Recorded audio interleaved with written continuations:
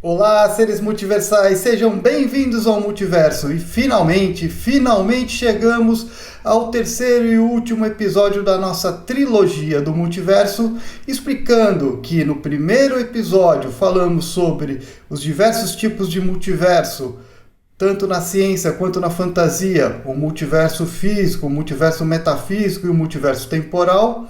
No segundo episódio, falamos sobre o complicadíssimo multiverso da DC e seus eternos reboots.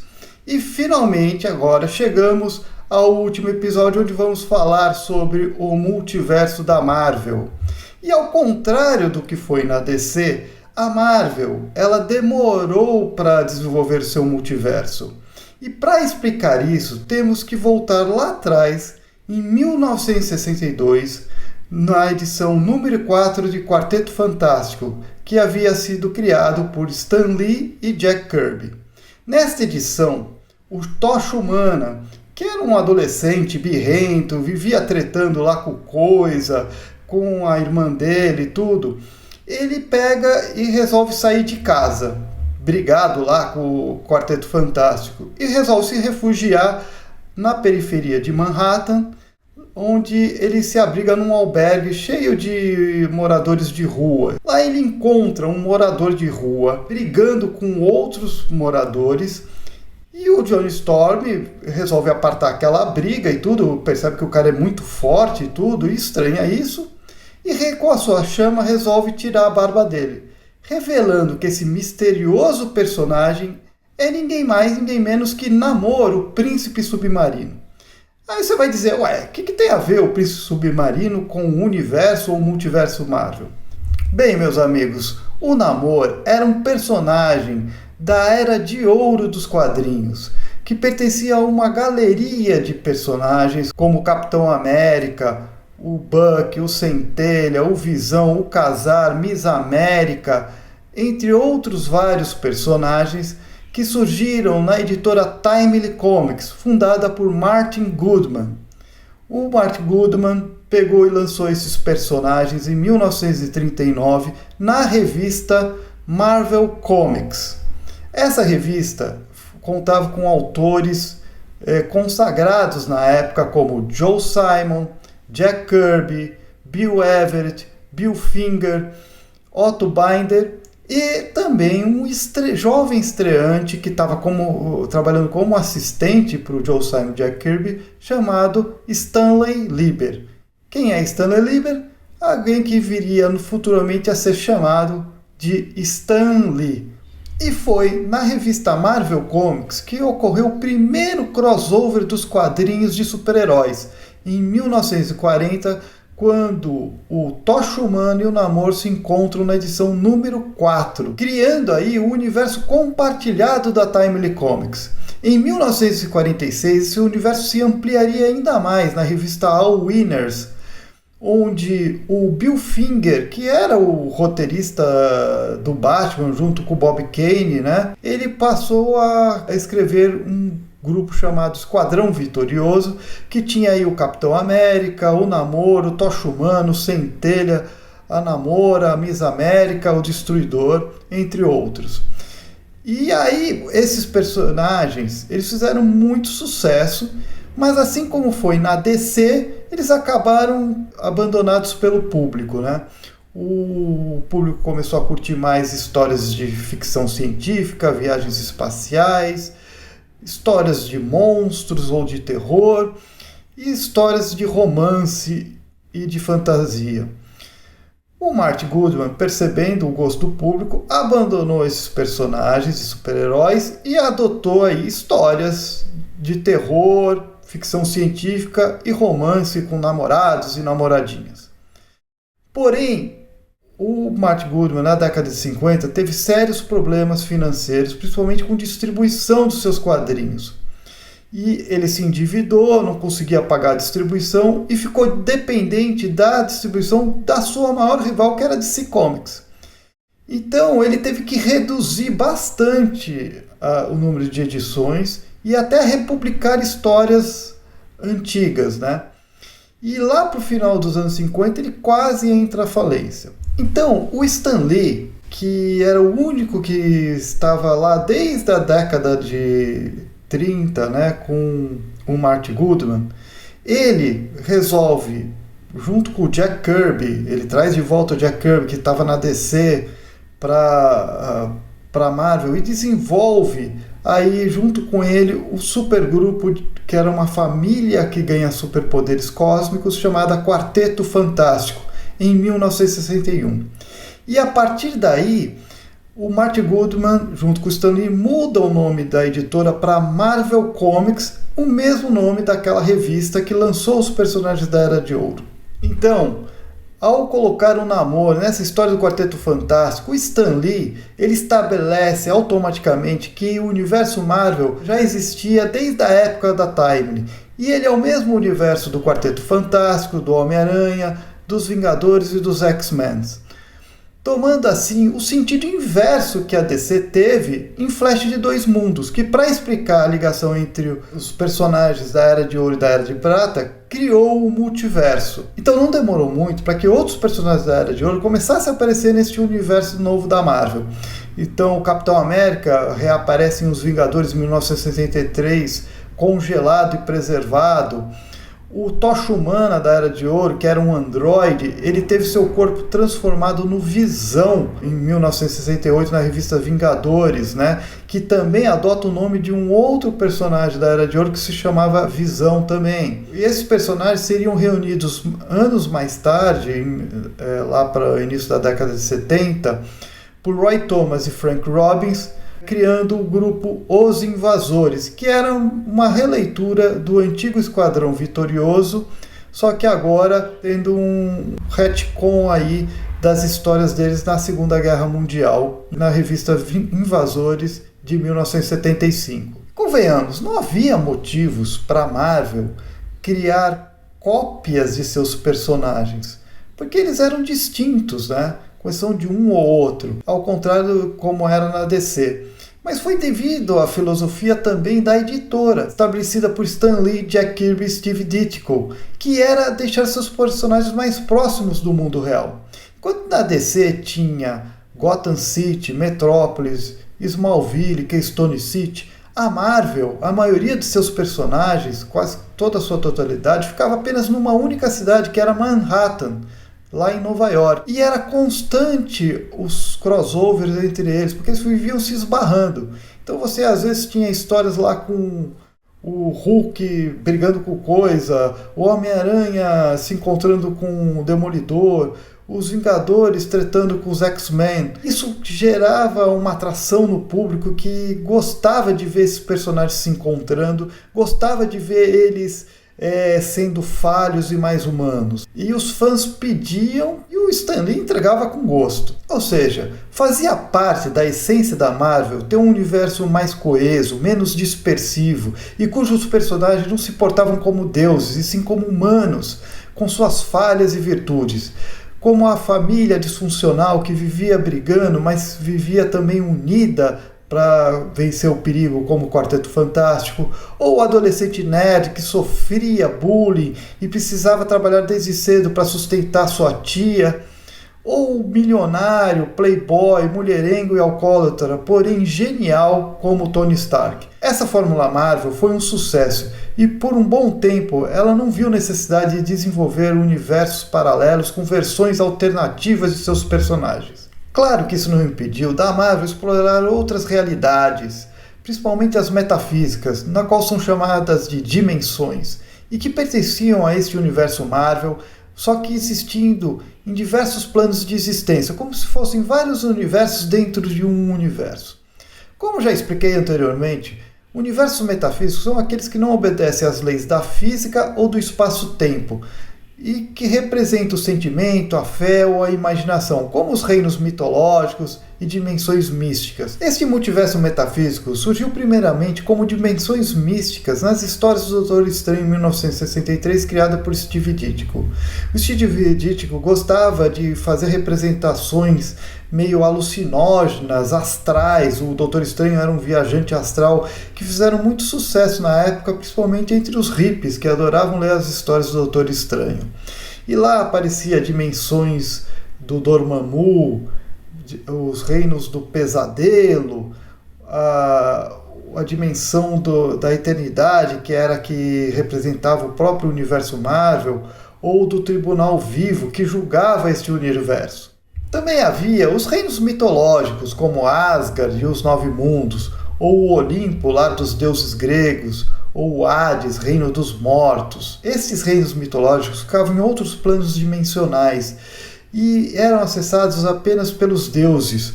Por exemplo, Thor utilizava o Mjolnir para ir até Asgard, ou a ponte do arco-íris chamada Bifrost, que era acionada pelo Heimdall. Nestes reinos, o espaço e o tempo são indeterminados e são controlados pela magia dos deuses, que desafiam as leis da física.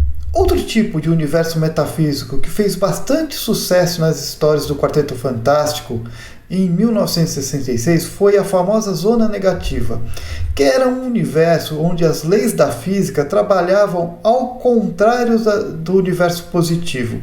Ou seja, era um universo feito de antimatéria, muito similar ao universo de antimatéria da DC, que surgiu o Anti-Monitor, e que tinham planetas e formas de vidas bem diferentes e que eram governados pelo Aniquilador, uma criatura meio inseto com armadura que ficava constantemente aí desafiando e tentando invadir o universo da Marvel. Também tinha o Capitão Marvel, que foi aprisionado pela inteligência Kree no universo da Zona Negativa. E lá, ele, para poder sair dessa realidade e ir para o universo Marvel, ele precisava do Rick Jones, que pegou os seus braceletes e, quando batia esses braceletes, trocava de lugar com o Capitão Marvel. E foi também nas histórias do Quarteto Fantástico que ficamos sabendo da existência de outro universo metafísico chamado de Microverso, que é um universo subatômico, onde para acessar ele a pessoa tem que estar sendo reduzida a níveis subatômicos e lá eles são transportados para um universo inteiro, um universo microscópico.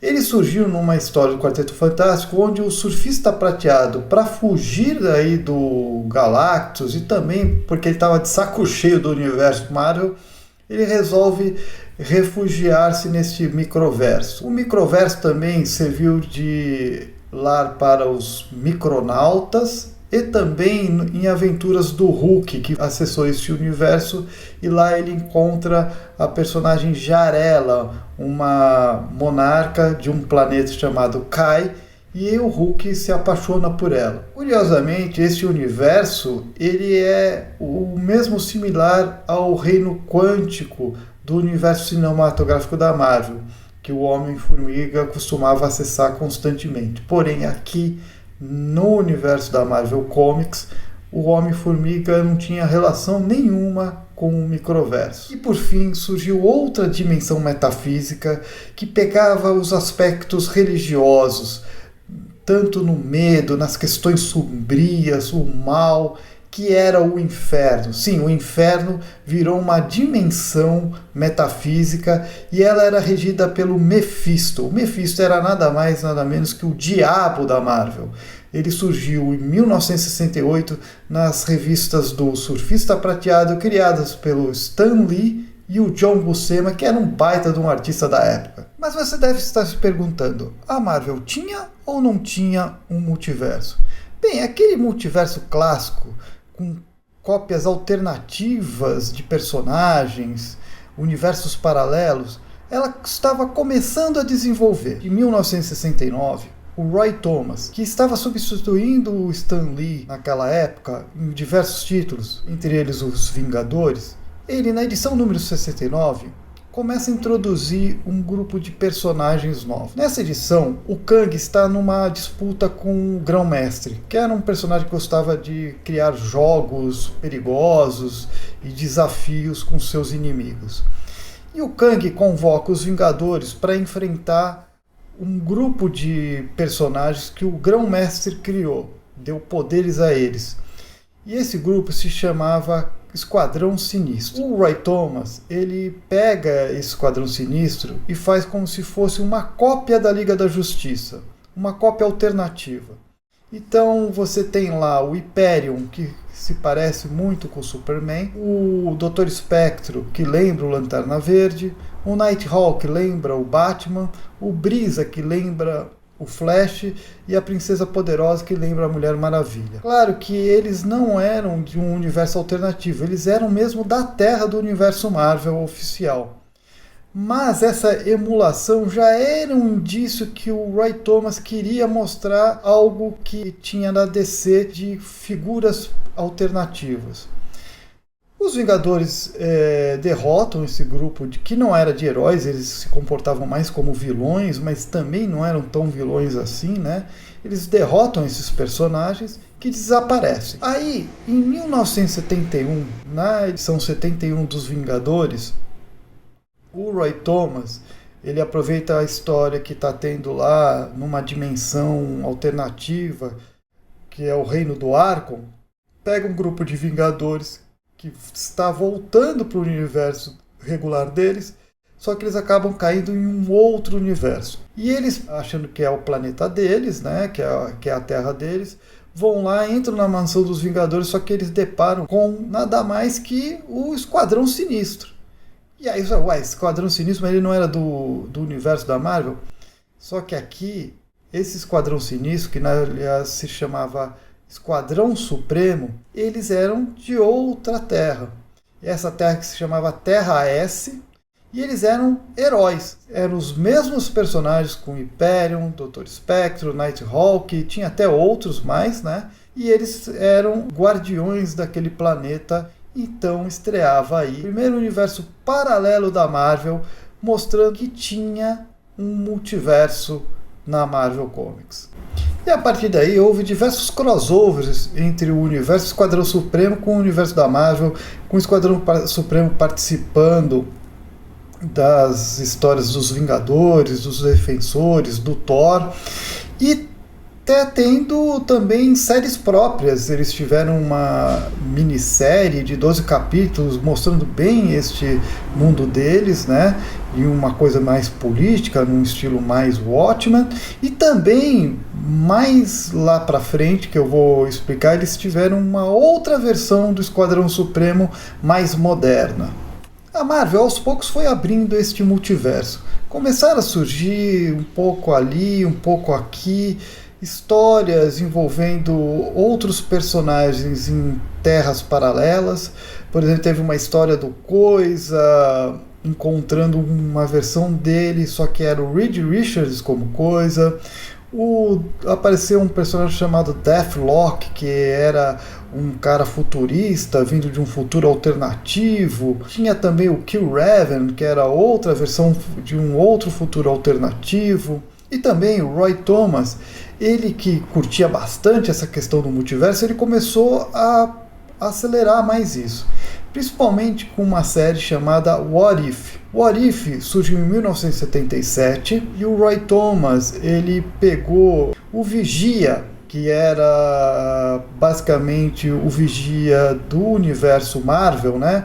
Passou também a ser um cara que contava histórias de outros universos paralelos.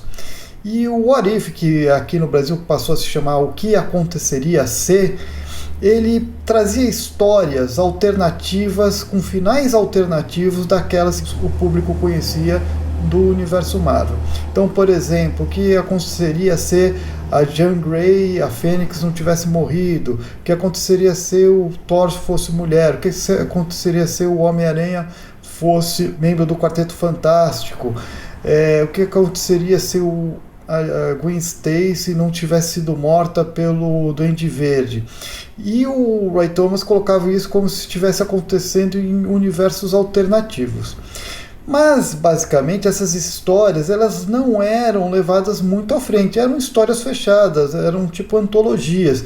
E nenhuma se relacionava com a outra. Não havia crossovers entre esses universos. Então, pareciam ser mais assim histórias hipotéticas. E foi apenas em 1982 que revelou-se finalmente o multiverso da Marvel, agora compartilhado e estruturado. Mas não foi na Marvel americana, e sim na Marvel inglesa. Calma que eu te explico. A Marvel ela tinha uma filial na Inglaterra chamada Marvel UK. E lá ela publicava uma revista chamada Daredevils, que tinha histórias da Marvel americana, mas que permitiu também que autores ingleses pudessem publicar suas histórias lá. E para isso ela tinha um personagem que ela criou especificamente para o público inglês chamado Capitão Britânia. Ele foi criado por Chris Claremont e Herb Trimpe em 1977. E adivinha só quem foi a dupla de criadores ingleses para assumir este personagem? Era ninguém mais, ninguém menos que Alan Moore e Alan Davis. Sim, meus amigos, o Capitão Britânia foi uma das primeiras experiências de HQ de super-heróis do Alan Moore, que futuramente iria fazer sucesso na DC com o Monstro do Pântano, Watchmen, V de Vingança. E revelou também Alan Davis, que ilustrou Batman no 2, X-Men e Excalibur. E o Alan Moore resolveu introduzir a existência do multiverso nas histórias do Capitão Britânia, que ao ser teleportado pelo Merlin, acaba parando num universo alternativo e lá descobre uma ameaça de uma inteligência artificial poderosíssima que ameaça destruir o multiverso. Ele se alia a diversos capitães britânicos, o Capitão Britânia passa a ser uma espécie de defensor, cada um do seu próprio universo, e é com eles que ele descobre que a Terra dele tem um nome, se chama Terra 616, ou seja, o multiverso da Marvel tem uma identificação de uma Terra e mais um número, como era na DC. E com isso, o Alan Moore, ele cria aí o multiverso estruturado e compartilhado, né? A Marvel pega o Capitão Britânia, vendo o sucesso que estava fazendo lá na Inglaterra, resolve trazer também para suas edições americanas e ele passa a fazer parte do Excalibur, que é um grupo de mutantes em que o Capitão Britânia fazia parte. Mesmo assim, a Marvel demorou para adotar esta numeração que o Alan Moore criou lá no Capitão Britânia. Apenas em 2005, em seu guia oficial do universo Marvel, que ela passaria a adotar esta regra de numerações, definindo que qualquer história passada em uma outra realidade automaticamente passaria a fazer parte do seu multiverso. Isso incluía o universo Terra 616, terras paralelas como do Esquadrão Supremo, que era chamado de Terra 712, linhas do tempo alternativas como Deathlock, que era agora da Terra 7484, Dias de um Futuro Esquecido dos X-Men passou a ser Terra 811, as histórias de What If, que tiveram diversas numerações. E indo além dos quadrinhos, incluiu aí também as animações, como as do Homem-Aranha e do X-Men dos anos 90, que pertencem agora à Terra 92131, chegando também no universo cinematográfico da Marvel, que é a Terra 199999, e também aos videogames, como Ultimate Spider-Man, que era a Terra TRN005, o que tornou o multiverso bem vasto e praticamente infinito. A partir da década de 80, a Marvel passou a se aprofundar mais em universos alternativos, passando a criar até universos específicos com suas próprias linhas de gibis. E vamos então a alguns desses universos. O primeiro deles surgiu em 1986. A Marvel estava comemorando seus 25 anos de existência, desde a criação do Quarteto Fantástico em 1961. Ela queria criar um grande evento para comemorar esses seus 25 anos. E Jim Shooter, editor-chefe da época, sugeriu fazer algo que mudasse tudo na Marvel, seguindo o que a DC havia feito com Crise nas Infinitas Terras, rebutando seu universo e criando uma nova versão com personagens mais modernos, realistas e adequados à nova época final dos anos 80. Porém, a diretoria da Marvel recusou isso, pois via que seria uma cópia do que a DC fez e não era necessário também, pois seus personagens ainda gozavam de grande popularidade. Então o Jim Shooter resolveu criar um novo projeto com Mark Gruenwald e Tom DeFalco, que seria um novo universo alternativo, só que sem os personagens da Marvel. Os personagens desse universo não seriam nem mutantes, nem alienígenas e também não teriam poderes mágicos. Seriam gerados por um enorme raio de energia que assolaria a Terra e geraria aí poderes paranormais para um grupo de pessoas. Até mesmo o tempo cronológico dos quadrinhos seria igual ao nosso tempo real. Um mês lá equivaleria a um mês nosso. ou seja, você veria os acontecimentos deste universo em tempo real. Esse novo universo contou com várias edições mensais, que duraram entre 1986 a 1989, pouco mais de 3 anos. Eram títulos como DP7, Justiça, Força Psy e Estigma, entre outros. Foi o segundo universo paralelo mais explorado e que teve revistas próprias para seus personagens, superando o universo do Esquadrão Supremo que ainda existia. Porém, as baixas vendas cancelaram os títulos e seus personagens foram absorvidos para o universo 616, como o Estigma, o Justiça e o Borrasca. Em 1992, a Marvel lança mais uma linha de universo alternativo, agora focado no futuro. Era a linha Marvel 2099, que na verdade era o futuro de personagens do universo 616, como a do Homem-Aranha, Doutor Destino, Hulk, X-Men, Justiceiro, entre outros, que se passava no ano de 2099. E cuja criação teve a participação do Stan Lee, sendo uma de suas últimas criações para a Marvel. Inicialmente, a Marvel 2099 era pertencente ao universo 616, mas ao ver que esse futuro seria bem provável de acontecer, eles resolveram, após o seu cancelamento em 1992, mudar ela para um universo alternativo e deram o nome de Terra 928. Essa linha de tempo alternativa seria um dos vários exemplos de multiverso da Marvel de origem temporal, multiplicação da linha do tempo, principalmente quando se trata de futuros alternativos que inicialmente eram relacionados ao universo 616, como Dias de um Futuro Esquecido, do Chris Claremont e John Byrne, que foi criado em 1981, ou A Era do Apocalipse, de 1995, mas que por terem seus passados alterados, foram realocados para universos alternativos e se tornaram a Terra 81 e Terra 295. Vale lembrar também que foi em 1991 que surgiu a TVA, a Time Variance Authority, famosa lá pela série do Loki, que foi criada aqui nos quadrinhos no Quarteto Fantástico por Walt Simonson, que é um departamento que controla diversas linhas temporais alternativas, onde infinitos cronomonitores impedem que essas linhas do multiverso se multipliquem descontroladamente por interferência ou anomalias. Ela foi criada pelos Senhores do Tempo, que vivem no fim dos tempos e são responsáveis em zelar pela linha temporal de todo o multiverso da Marvel. Pulamos agora para 1996. A Marvel estava passando por uma séria crise financeira, além de editorial, onde vários títulos estavam correndo o risco de serem cancelados, principalmente personagens clássicos como os Vingadores, o Thor, o Capitão América, o Homem de Ferro e o Quarteto Fantástico. Para corrigir isso, a Marvel resolveu contratar 2 estúdios da Image Comics, que estavam fazendo muito sucesso na época, com seus personagens como Spawn, Wildcats e Youngblood. Esses estúdios eram a Wildstorm de Jim Lee e a Extreme Studios do Rob Liefeld. Foi algo sem precedentes na indústria dos quadrinhos, onde uma grande editora como a Marvel pediria ajuda a estúdios de uma editora independente e ainda pagando uma fortuna para eles. Para entender um pouco essa história, precisamos saber o que é a Image e o que implicaria nisso tudo. E quem eram esses artistas?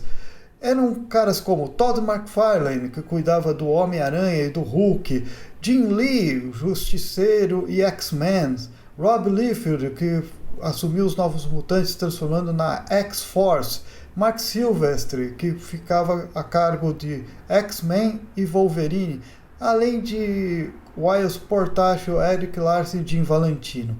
O estilo de desenho deles era daqueles personagens vindo de videogames, musculosos, com dentes rangendo, sangue nos olhos, onde os heróis não eram mais aqueles personagens de colã colorido, cheios de código de ética. Agora eram retratados como super soldados violentos que usavam uniformes de guerra high-tech, cheios de bolsos, ombreiras, braços metálicos e armaduras, onde as histórias eram mais explosivas e violentas.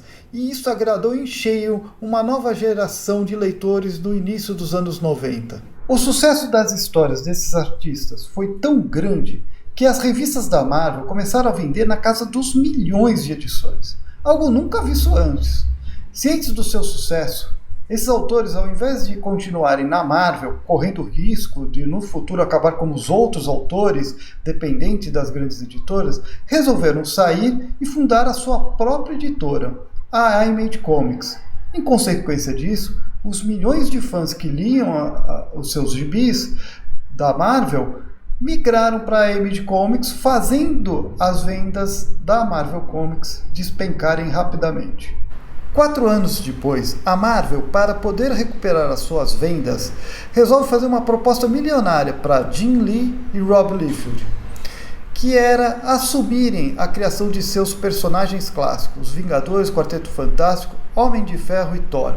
Nascia aí o projeto Heroes Reborn, Heróis Renascem aqui no Brasil. O projeto consistia no seguinte: criar um universo paralelo onde esses personagens, após derrotarem Massacre, que era uma criatura super poderosa que tinha as essências do Magneto com o Professor Xavier, serem transferidos para um outro universo criado pelo filho do Reed Richards, que é um mutante super poderoso, que é o Franklin Richards, né? E essa outra realidade se chamaria Contra-Terra, e que seria uma espécie de reboot desses personagens da Marvel feitos pelo Jim Lee e Rob Liefeld, dando uma cara mais Image para esses personagens. Enquanto o Homem-Aranha, o X-Men, o Demolidor, o Doutor Estranho e outros personagens ficaram no universo tradicional da Marvel. E tudo parecia ser um puta de um sucesso. Era para ser, mas não foi. Porque, na verdade, as histórias, além de não terem agradado o público, os roteiros, os desenhos eram muito fracos. E estavam muito longe de ser aquilo que era o auge do Rob Liefeld e do Jim Lee. E gerou até memes icônicos, como o Capitão América com peitos do Rob Liefeld, que você vê e mexe até hoje, aparece lá no Twitter, né?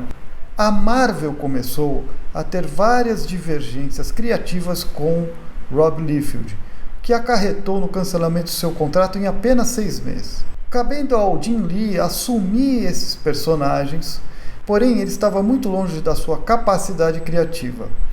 O Jim Lee encerra então o contrato dele com a Marvel 1 ano depois, e esses personagens da Marvel voltam de novo para o universo 616 e cancelando mais um universo paralelo.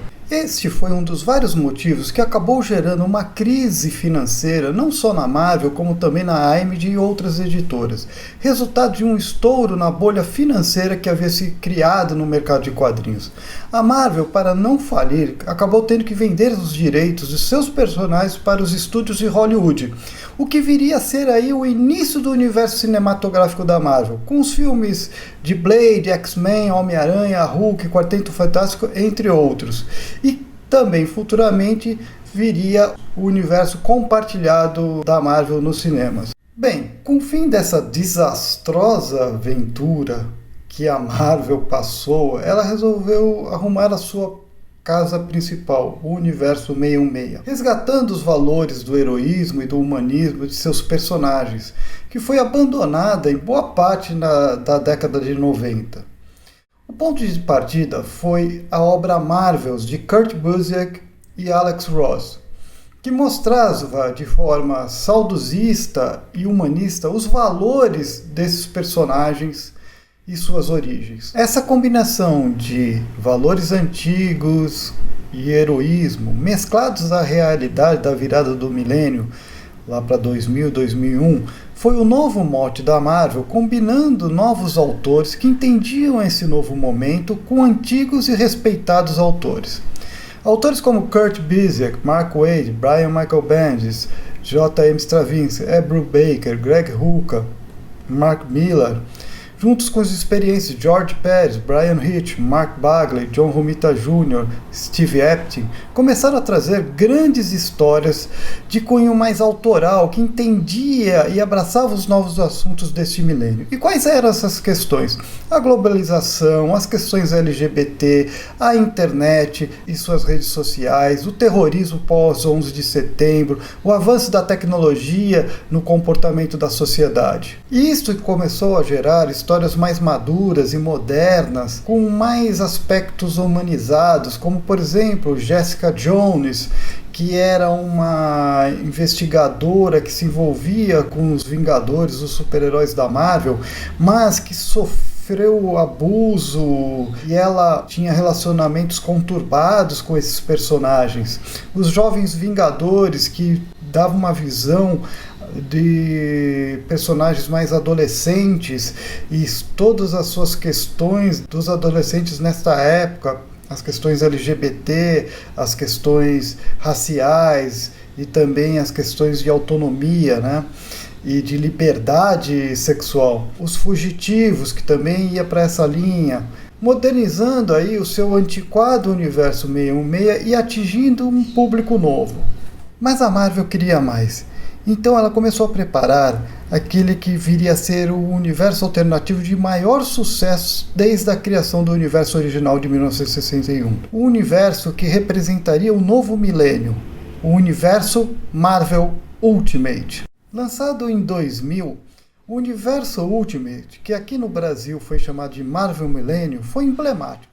Primeiro que aqui no Brasil representou um momento de grande virada editorial com o fim da publicação da Marvel e da DC pela editora Abril e o surgimento de uma nova editora, porém muito experiente lá fora, a Panini, que adquiriu os direitos de publicação dessas duas editoras e calhou de ser justo no surgimento do universo Marvel Ultimate. E o que foi esse universo e o porquê o enorme sucesso dele?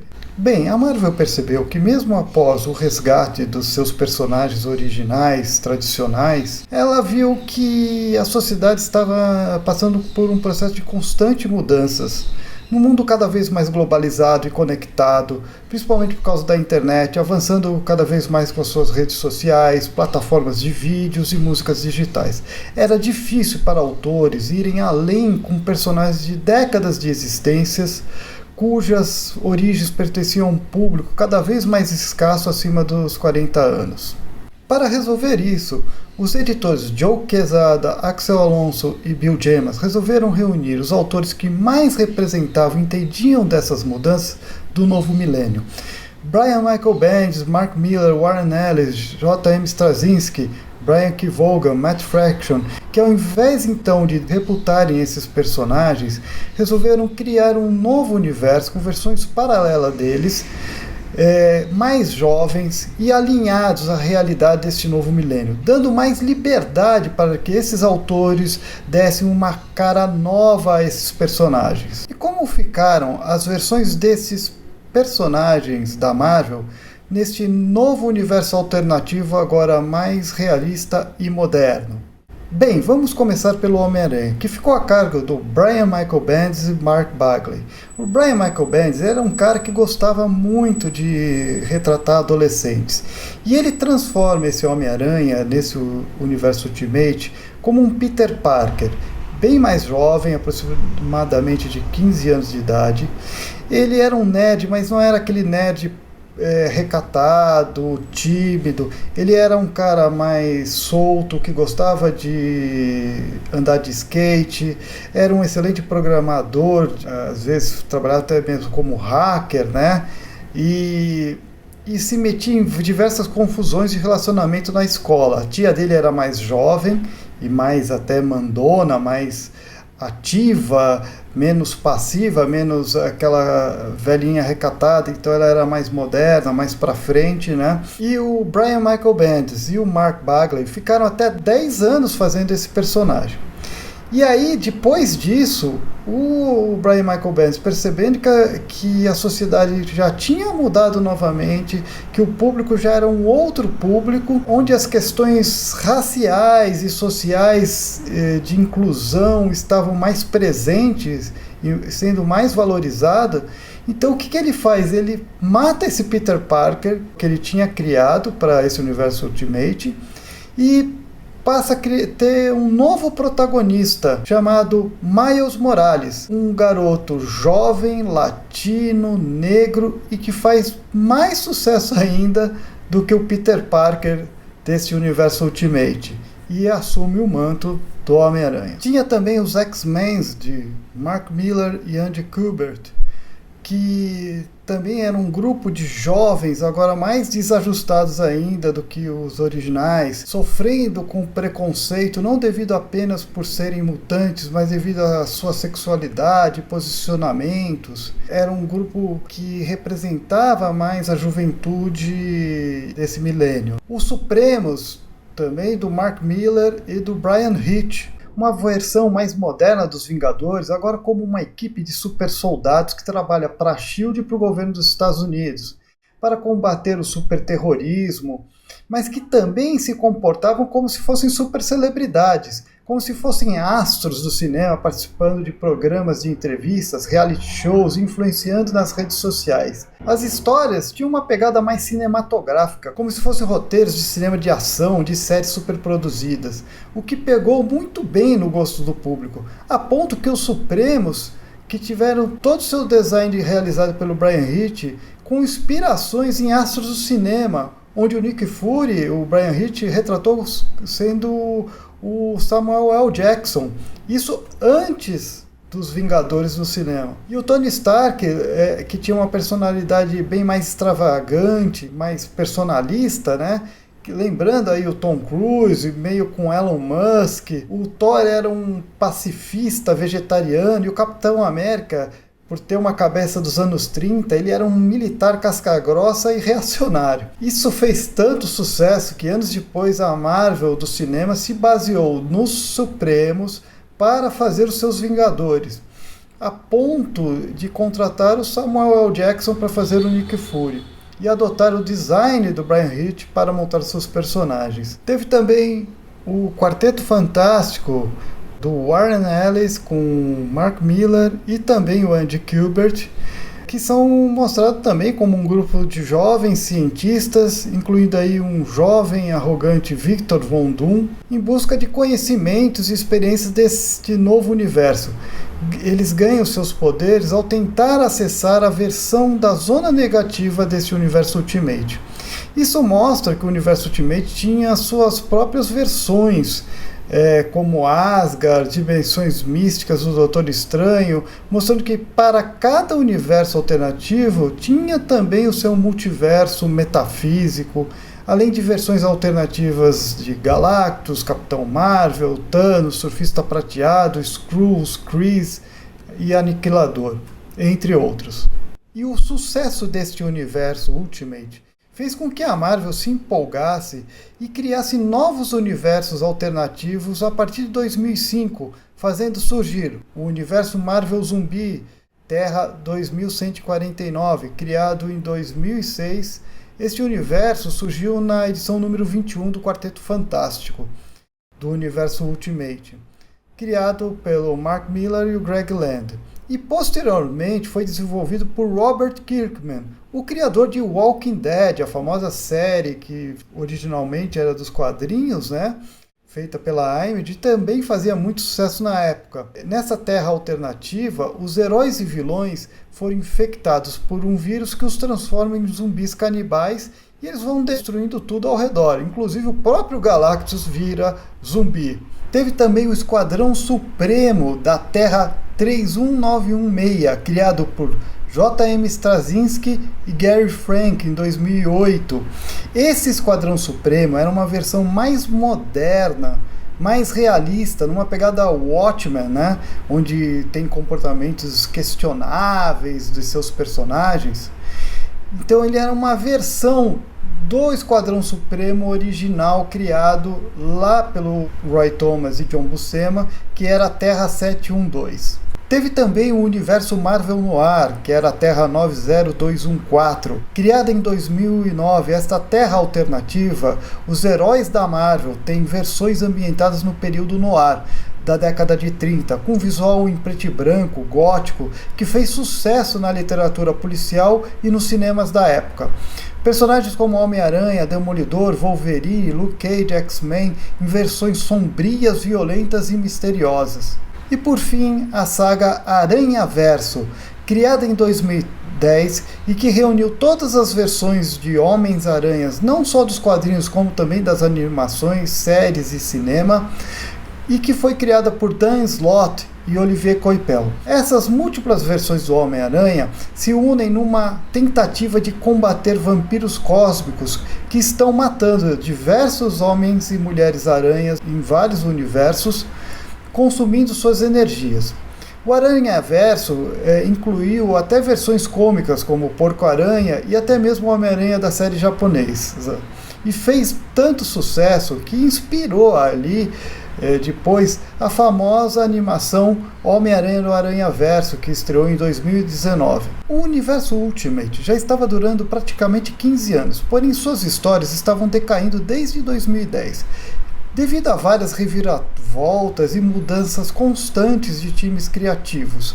Com exceção do Homem-Aranha, que ainda estava sendo cuidado pelo Brian Michael Bendis, todos os outros personagens estavam decaindo ou sendo mortos, como foi o caso do Wolverine, Demolidor, Supremos e Quarteto Fantástico.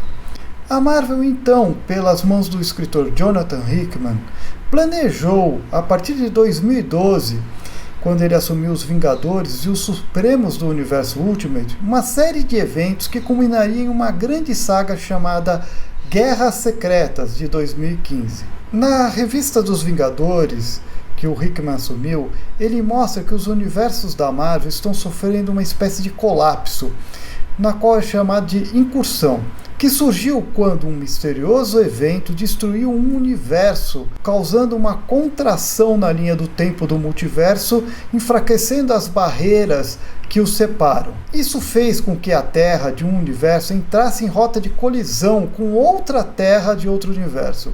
E ao se colidirem, os universos de ambas as terras deixam de existir, contraindo ainda mais a linha do tempo e, por consequência, causando novas incursões como um efeito dominó. Os Vingadores Illuminati, Capitão América, Homem de Ferro, Reed Richards, Pantera Negra e Doutor Estranho e Namor descobrem essas incursões ao capturar uma mulher de outra realidade chamada de Cisne Negro, que tentava impedir uma incursão destruindo uma terra de outro universo antes que se colidisse.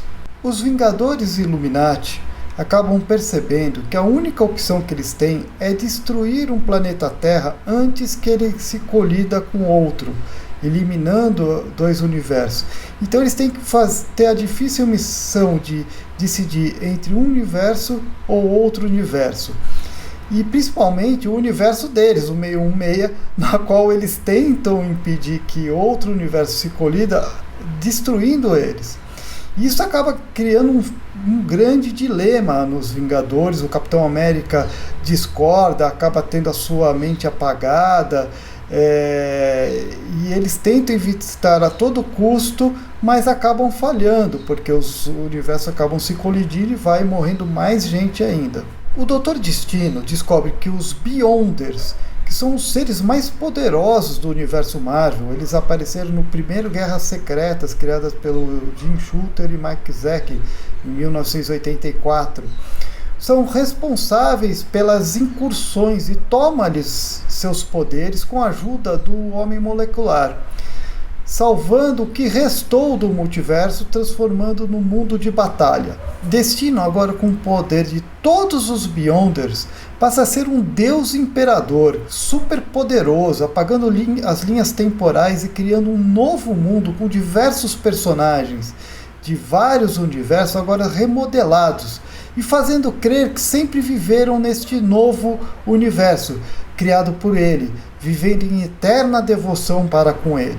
Reed Richards, Namor, Pantera Negra, Doutor Estranho, Homem-Aranha, Thanos, entre outros, são alguns poucos que se lembram do passado antes da destruição do multiverso. E eles descobrem que é o destino que estava por trás de todo esse mundo de batalha, e então resolvem reunir os heróis e vilões que estão dispostos a derrotá-lo e restaurar o multiverso. Vários personagens acabam morrendo em batalha.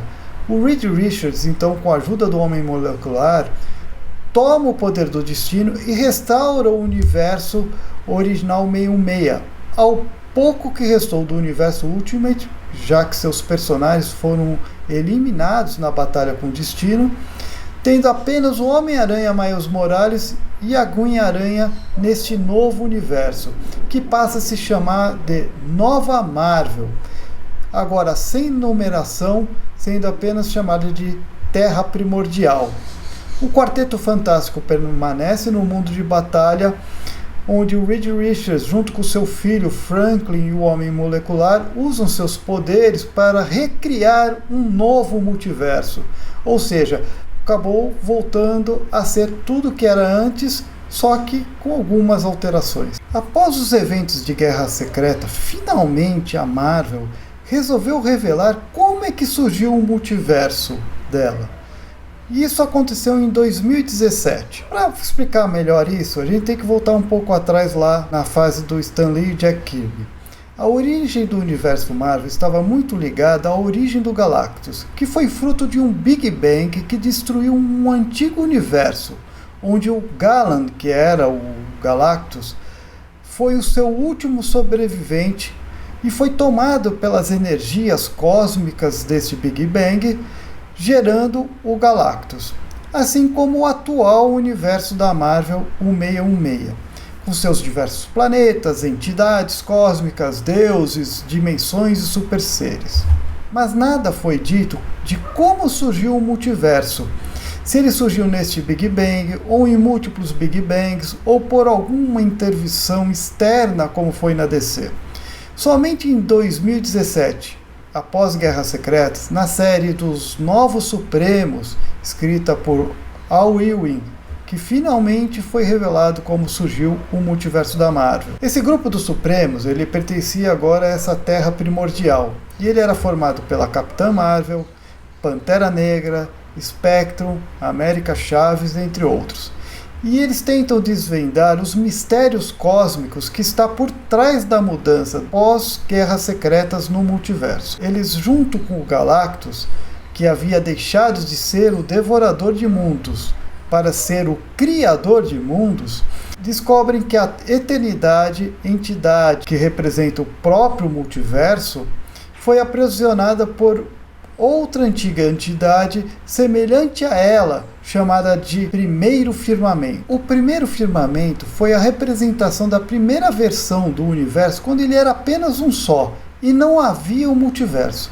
Solitário em seu universo, o Primeiro Firmamento resolve criar vida, gerando criaturas poderosíssimas chamadas de Celestiais. Os Celestiais, que eram os mesmos lá criados pelo Jack Kirby, então passaram a seguir as ordens do Primeiro Firmamento de manter a vida desse universo intacta, porém um grupo rebelde celestiais não concordava com a prática de manter o universo, pois achavam que ele deveria mudar, evoluir ou até mesmo terminar encerrando o seu ciclo. Essa rebelião dos celestiais contra o Primeiro Firmamento gerou uma guerra de proporções cósmicas com os aspirantes, que eram celestiais fiéis ao Primeiro Firmamento.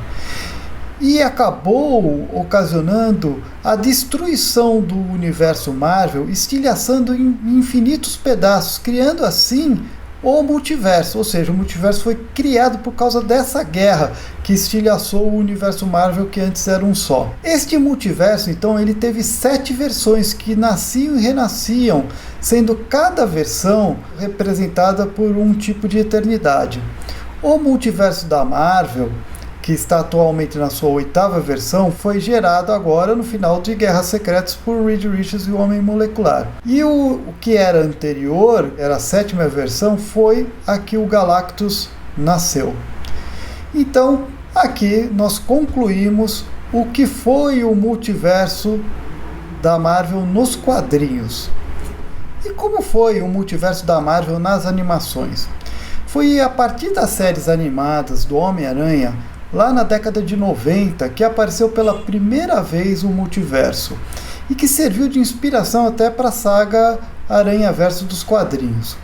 Chamada de Spider-Wars de 1994, o Homem-Aranha, que após o final de Guerras Secretas, foi transferido pelo Beyonder para uma terra paralela totalmente destruída e dominada pelo Duende Verde e o Duende Macabro. A Madame Teia, que era uma personagem que também veio dos quadrinhos, sensitiva e que também tem ligações com o multiverso, ela recruta várias versões de Homens-Aranhas, inclusive este Homem-Aranha da animação, para descobrir qual é a ameaça que está por trás da destruição dessas terras paralelas. E eles acabam descobrindo que ser uma versão do Homem-Aranha, só que dominado pelo Carnificina. E essa animação teve momentos icônicos que reuniu diversas versões, assim como o Homem-Aranha robô japonês, e até mesmo o encontro do Stan Lee do mundo real com o Homem-Aranha da animação. Porque uma das versões do Homem-Aranha era um ator, e aí ele pega e se encontra com o Stan Lee do mundo real no último episódio desta saga. A Marvel também resolve fazer uma versão de Aranhaverso para a série do Homem-Aranha. Nessa saga de 4 episódios, o Peter Parker, ao perseguir o Duende Verde, entra num portal místico e vai parar na Terra 2099, encontrando a sua contraparte de um futuro alternativo.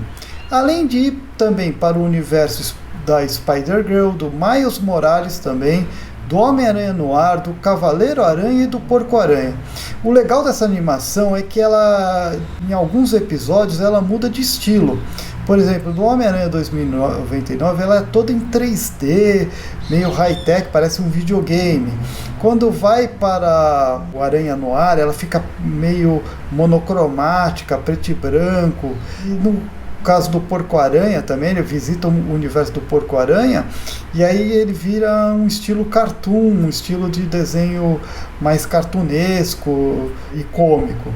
Então ela foi até uma série bacana nesse ponto de mexer com estilos de desenhos em cada episódio, retratando um tipo de universo. O Aranhaverso viria a aparecer novamente na excelente animação Homem-Aranha no Aranhaverso de 2018. Esta animação fez um baita de um sucesso devido ao seu estilo que mesclava técnicas de histórias em quadrinhos com stop motion, 3D, e ela ficava mudando o tempo todo, que pegou muito bem com o tema do multiverso. Ela teve a participação do Miles Morales, do Peter Parker, agora mais velho, mais adulto, né? Do Homem-Aranha no Ar, da Gwen-Aranha, do Porco-Aranha e até do Homem-Aranha robô japonês. E finalmente, finalizando este episódio, concluímos que o multiverso da Marvel, diferentemente da DC, que ficou fazendo vários reboots e cuja essência do multiverso faz parte da história da DC, já na Marvel ela resolveu focar de modo muito pontual, com poucas sagas, mas com boas histórias, como o caso do Aranhaverso, das Guerras Secretas, ou se aprofundando mais em universos alternativos, como o Marvel Ultimate, o Esquadrão Supremo ou o Novo Universo. Sem complicar demais ou ficar fazendo reboots, a Marvel deu uma solução muito simples para seu multiverso, e deixando ela como algo secundário, pois o mais importante continua sendo focar no universo principal e em histórias que se conectem com a realidade, mesmo que a qualidade das histórias tenha caído bastante. E aqui encerramos a nossa trilogia do multiverso. Por isso peço que curtem, compartilhem, ativem o sininho, comentem neste episódio, espalhe por aí no YouTube essa história que eu contei do multiverso da Marvel. Mas espera aí, calma, que ainda não acabou. Porque no próximo episódio irei falar de um universo da Marvel que eu não coloquei aqui. Sim, estou falando do universo cinematográfico da Marvel. A história da Marvel Studios. Nos vemos até lá. Tchau, tchau.